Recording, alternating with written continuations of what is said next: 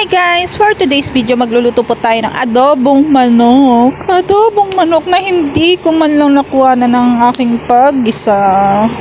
Nakakainis. Pagtingin ko kasi sa aking cellphone ay hindi pala naka-on ng aking video. Nakakainis. Yung ang sarap-sarap na ng gisa mo, tapos pagtingin mo sa cellphone mo, ay, nakakainis. Di bale, bawi na lang ako next adobo ko.